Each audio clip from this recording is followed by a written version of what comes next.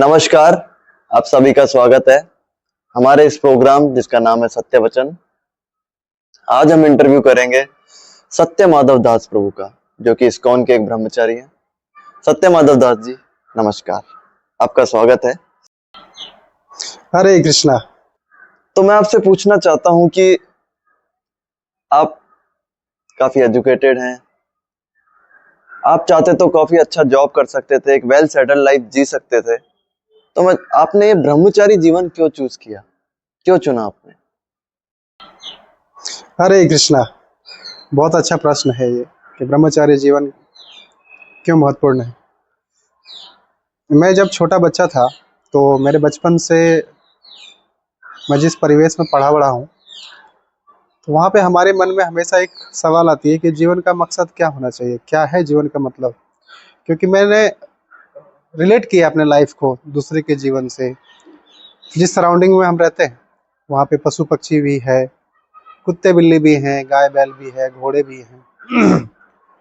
तो मैंने सबके लाइफ को रिलेट किया। जब मैं खेलता था बचपन में, स्कूलों में, बगीचे में, सभी जीव खा रहे हैं, सब एक दूसरे से मिल रहे हैं, लड़ाई कर रहे हैं, झगड़े कर रहे हैं।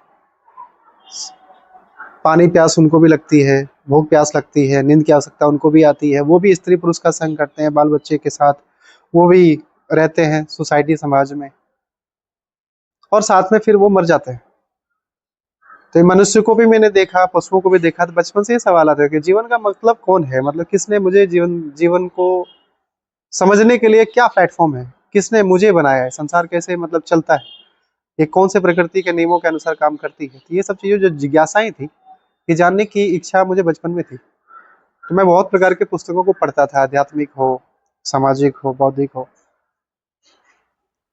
तो ये जो लालसा थी यही मुझे अध्यात्म की तरफ लेकर के आया, और इसको ढूंढने के लिए मैं बहुत जगह भटका हूँ। बहुत बहुत सारे राइटर्स को पढ़ा, मंडन स्टोरीज, नॉवेल्स, सारी चीज़ें, बट कहीं भी सेटिस्फैक्शन नहीं मिली। तो फिर मुझे लगता था कि मंदिर का कुछ मतलब होना चाहिए, बट जो ट्रेडिशनल मंदिरों में हम जब विजिट करने जाते थे तो वहाँ पे कुछ टीचिंग्स नहीं मिलती थी। ये विडम्बना थी कि कोई प्रचार नहीं है। जैसे हम लोग देखते हैं कि क्रिश्चियनिटी का प्रचार होता है, मोहम्मडन रिलीजन का प्रचार होता है, बौद्धिज्म का, और भी चीज़ें हैं, बट हिंदुज्म पे खुल के कोई टीचिंग्स नहीं आते थे। तो इसलिए हम लोग वंचित रहे इस चीज़ से पढ़ने के लिए। तो ये स्वयं का प्रयास है, जानने की इच्छा है। तो धीरे धीरे जब मैं बड़ा हुआ, कॉलेज और यूनिवर्सिटी में, जब एक सोशल एक्टिविस्ट के तौर पे काम था, तो मैंने बहुत गहराई से जीवन को देखा है। मेरे सामने कई कई ऐसे लोगों की मृत्यु भी हुई जो हमारे साथ काम करते थे, लेबर क्लास के थे, किसान बैकग्राउंड थे, स्टूडेंट थे। बहुत सारी जसलिंग हुई गवर्नमेंट के साथ, सिस्टम के साथ। तो जीवन को बहुत स्टडी किया और उसके बाद समझ में आया कि जीवन का कुछ हायर पर्पस होना चाहिए।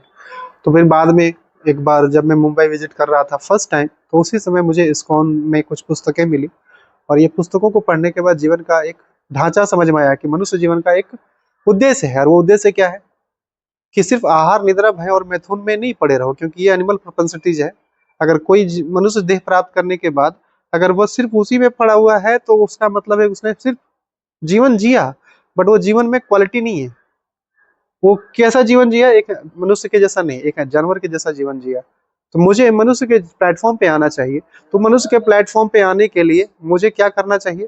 वो मनुष्य के प्लेटफॉर्म पे आने के लिए मुझे ट्रेनिंग चाहिए, और वो ट्रेनिंग होती है ब्रह्मचर्य, गृहस्थ, वानप्रस्थ और सन्यास। ये 4 ऑर्डर हैं मनुष्य के समाज का। कोई भी व्यक्ति को अगर आध्यात्मिक दृष्टिकोण से आगे बढ़ना चाहिए तो उसको एक 4 आश्रम में फिट रहना चाहिए। तो ब्रह्मचर्य आश्रम इज बिगिनिंग आश्रम फॉर स्पिरिचुअल एडवांसमेंट। तो मुझे स्पिरिचुअल एडवांसमेंट करना था, इसलिए मैंने ब्रह्मचर्य आश्रम को चुना। और कलयुग में ब्रह्मचर्य आश्रम बड़ा आसान होता है। क्यों? क्योंकि आप बहुत सारे हिंड्रेंस से बच जाते हैं, और एक सामाजिक जो अवेयरनेस है, जो समाज के लिए मुझे कुछ करना है, देश के लिए कुछ करना है, तो मैं क्या कर सकता हूँ। आज मुझे आज़ादी के आंदोलन में कूदने की आवश्यकता नहीं है। अगर वो आवश्यकता होती तो मैं कूदता, लेकिन आज क्या है, जिसके लिए मुझे फ्रीडम मिला, ये मेरा ओपिनियन है, जिसके लिए मुझे आज़ादी मिली। आज़ादी क्यों मिली? सिर्फ आहार, निद्रा, भय और मैथुन में लिप्त रहने के लिए नहीं। हमारा भारत जब गुलाम था उस समय भी लोग खाना खा रहे थे, बच्चे पैदा कर रहे थे, मर रहे थे, लेकिन वो गुलाम थे, अपने कल्चर को प्रैक्टिस नहीं कर पा रहे थे।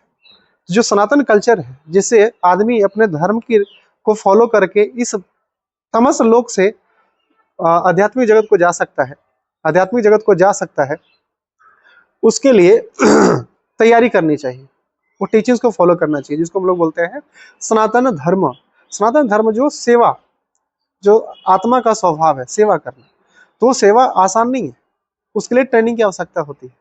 इसलिए ब्रह्मचर्य आश्रम में हम अपने आप को ह्यूमिलिटी सीखते हैं, सरलता सीखते हैं, और धीरे धीरे धीरे हमारा जब मन पवित्र होता है, काम क्रोध लोभ मोह भय निद्रा आलस प्रमाद से जब हम रहित होते हैं, उसके बाद हम एक मनुष्य के स्तर पर पहुंचते हैं, तब हम परिवार समाज और देश के वास्तविक हित के बारे में सोच सकते हैं, जिसको बोलते हैं फर्स्ट क्लास ह्यूमन बींग। तो मनुष्य समाज में आज फर्स्ट क्लास लोग नहीं मिलते, क्यों? क्योंकि लोगों के पास ट्रेनिंग नहीं है, वो एनुअल प्रोपेंसिटीज में ही लिप्त हैं, आहार निद्रा भय और मैथुन में। तो जब मैंने अपने आप को एनरोल किया ब्रह्मचर्य आश्रम में, जब मैंने शास्त्रों को सिस्टमेटिक स्टडी करी, कुछ कोर्सेज किए, तब समझ में आया कि लाइफ का मतलब कौन है, ये प्रकृति का नियम कैसे काम करता है, ये भगवान कौन है और हमारा भगवान के साथ क्या संबंध है। तो जब हमारा एग्जिस्टेंस हम देखते हैं, फिजिकल, मेंटल, स्पिरिचुअल और इंटेलेक्चुअल, ये 4 स्तर पे हमारा एग्जिस्टेंस है। ये चारों एग्जिस्टेंस को देखा जाए तो स्पिरिचुअल एग्जिस्टेंस सबका एक आधार है। अगर ये शरीर तब तक काम करता है जब तक इसमें आत्मा है, आत्मा निकल गई तो ये शरीर खड़ा हो जाएगा, जैसे ड्राइवर बाहर हो जाए गाड़ी से तो गाड़ी खड़ी हो जाती है, उसी प्रकार से तो जो आत्मा है, आत्मा संतुष्ट कैसे हो सकता है परमात्मा के संग में? उसके लिए जो हमें भक्ति योग बताया गया है, जो सिखाया गया कलयुग के लिए, इसको जब हम प्रैक्टिस करते हैं, देन वी रिमेन प्योर और स्पिरिचुअल प्लेटफॉर्म पे हम रहते हैं, then we act 100% human being. तो इसीलिए मेरा पर्पस यही है, मेरा सिद्धांत यही है कि ब्रह्मचर्य जीवन में रहने के मतलब है शास्त्रों को अच्छे से टाइम दे सकते हैं, अपने बारे में ज़्यादा से एक्सप्लोर कर सकते हैं, समझ सकते हैं, सुन सकते हैं, और फिर लोगों को प्रचार कर सकते हैं, बता सकते हैं, ताकि वो इस तीनों गुणों के जो प्रकृति के 3 गुण है, इसके अंदर में रह करके बहुत वो दुख झेल रहे हैं, सुख की तलाश में है, बट यहाँ सुख नहीं मिलता, क्योंकि हर प्रयास के बाद लोगों को संतुष्टि नहीं मिलती, दुख ही दुख मिलता है। तो ये संसार में लोगों को संतुष्ट होना पड़ता है अपने काम से, अपने रिजल्ट से, और हमेशा एंजाइटी में रहते हैं। तो उनको एक आधार दिया जा सकता है कि आप भगवान के साथ अपना संबंध स्थापित करो, क्योंकि इसी के लिए मनुष्य जीवन मिला है, और उसकी शुरुआत ब्रह्मचर्य आश्रम से होती है। दैट्स व्हाई आई चूज ब्रह्मचर्य आश्रम। मेरा दूसरा प्रश्न यह है कि ब्रह्मचारी जीवन जो होता है उसमें दिनचर्या क्या रहती है आपकी? यस, ब्रह्मचर्य जीवन का जो दिनचर्या है बहुत ही उत्तम है और बहुत ही डिसिप्लिनफुल है। ऑफ कोर्स अगर ये बचपन से जीने को मिले तो हर व्यक्ति एक अच्छा इंसान बन सकता है और अपने जीवन को बहुत खुशहाली से जी सकता है। हमारा दिनचर्या शुरुआत होती है सुबह सुबह ब्रह्म मुहूर्त में 4 बजे के आसपास। सारे भक्त जितने ब्रह्मचारी आश्रम में हैं, या गृहस्थ में है, वानप्रस्थ में है, या संन्यास आश्रम में है, वो सब जग जाते हैं, और जगने के बाद अपने शरीर की शुद्धि करते हैं, अपना जो दिनचर्या है शुरुआत करते हैं, स्नान करते हैं, और फिर फ्रेश होने के बाद, नित्य कर्म करने के बाद, धुले हुए कपड़े पहन करके, साफ स्वच्छ कपड़े पहन करके, फिर भगवान की मंगला आरती, ऑस्पिशियस दर्शन करते हैं सब, और दिन की शुरुआत भगवान के दर्शन से होती है। फिर 4:30 बजे मंगला आरती होता है, उसको अटेंड करते हैं। फिर उसके बाद कुछ और भी आरती है, जैसे कि नरसिम्हा आरती, तुलसी आरती, और साथ में कुछ प्रेयर्स हैं, जैसे ब्रह्म संहिता और श्री चैतन्य शिक्षा अष्टक, ऐसे प्रेयर्स को हम लोग करते हैं। उसके बाद 5:30 बजे से लेकर के 7 बजे तक हमारा ध्यान होता है, यानी कि नाम जप ध्यान साधना होती है। सारे भक्त मिल करके ध्यान करते हैं, नाम जप करते हैं, हरे कृष्ण कृष्ण कृष्ण हरे हरे, हरे राम राम राम हरे हरे, इस महामंत्र का जप करते हैं कंटिन्यूअस। फिर 7:30 बजे नहीं 7 बजे फिर गुरु पूजा होता है 7:15 के आसपास। फिर गुरु पूजा में सब भक्त लोग अपने स्पिरिचुअल मास्टर को प्रेयर्स ऑफर करते हैं, उत्साह से कीर्तन होता है, कीर्तन में भाग लेते हैं। फिर भागवतम क्लास होती है, श्रीमद् भागवतम पे हर एक श्लोक पे एक चर्चा होती है, कुछ उन्नत वैष्णव आकर के चर्चा करते हैं, तो उसको श्रवण करने का अवसर मिलता है, बड़ा ऑस्पिशियस है, ताकि हमारी मानसिक और बौद्धिक ये ग्रोथ होते रहता है। और उसके बाद फिर 9:30 बजे थोड़ा प्रसादम है। फिर बाकी 9:30 बजे के बाद सबका अपना अपना अलग अलग दिनचर्या है, सारी सेवाएं बटी हुई है, जिनको प्रचार में सेवा करनी है, किसी को टेम्पल में सेवा करनी है, किसी को अलग अलग जो भी सेवा है अलॉट किया गया, उनमें वो उत्साह से पार्टिसिपेट करते हैं। और इस प्रकार से फिर शाम हो जाता है और शाम में फिर 7 बजे सभी भक्तों को अनिवार्य है कि वो संध्या आरती में भाग ले। अगर वो बाहर चले गए हैं सेवा की वजह से तो कोई बात नहीं, बट अगर लोकल में है तो दे शुड पार्टिसिपेट इन संध्या आरती, गौर आरती जिसको कहते हैं। और फिर शाम में 7:30 से 8:30 1 घंटा भागवत गीता पे भी एक श्लोक पे चर्चा प्रतिदिन होती है, जो भक्त चर्चा करते हैं। कुछ प्रश्न रहता है, प्रश्न उत्तर करते हैं। फिर उसके बाद फिर 9 बजे दर्शन, आखिरी दर्शन होता है भगवान का, शयन आरती होती है। फिर मंदिर भी बंद हो जाता है और भक्त लोग भी आकर के विश्राम करते हैं। एक चीज़ मैं बताना भूल गया, संध्या का भोजन हम लोग सूर्यास्त से पहले करते हैं, 4 से लेकर के 6 बजे के बीच में। तो फिर 9:30 बजे के बाद कृष्णा बुक पढ़ने के बाद रात्रि में बेड सो जाते हैं। थोड़ा किसी को दूध वगैरह पीना होता है तो they can drink little milk, और कृष्णा बुक पढ़ करके उसके बाद सो जाते हैं।